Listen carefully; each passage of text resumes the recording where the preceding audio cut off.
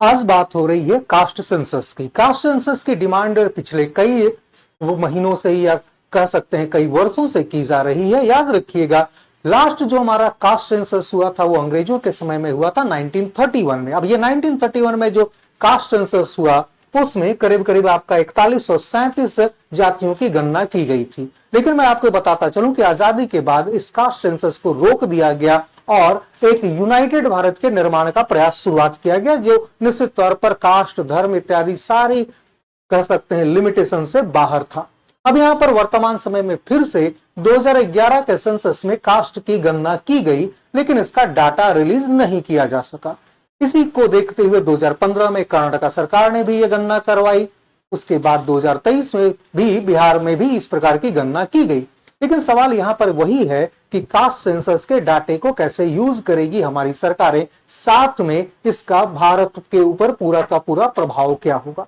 यहां पर याद रखिएगा, अभी हालिया सुप्रीम कोर्ट के डिसीजन, जब सुप्रीम कोर्ट ने यह कहा कि एसटी एससी सब में क्रीमी लेयर को आइडेंटिफाई किया जाए और इनको सब कैटेगराइज किया जाए, तो इसका पुरजोर विरोध हुआ। अब यहां पर जो विरोध होना था वो हुआ भी, और सेंट्रल गवर्नमेंट ने भी कह दिया कि हम इसके ऊपर कोई कार्रवाई नहीं करने की इच्छा रखते हैं। कारण सीधा सा है कि सरकार अब इस चक्कर में पड़ना नहीं चाहती, क्योंकि सब कैटेगराइजेशन एक बहुत लेंदी है और दूसरा इसमें केवल वैमनस्य ही उत्पन्न होगा।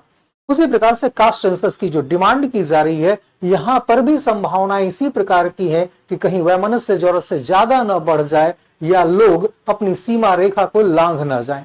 तो खैर, फर्क उससे नहीं पड़ता, फर्क ये है पड़ता है कि जब ये डाटा आएगा तो इसको हम लोग कैसे प्रयोग करेंगे। इसी को लेकर सेंट्रल गवर्नमेंट भी इस पूरे के पूरे कवायद को करने में लगी हुई है कि सेंट्रल गवर्नमेंट के अंदर भी डिस्कशन चल रही है कि कैसे कास्ट सेंसस को करवाया जाए या किया जाए।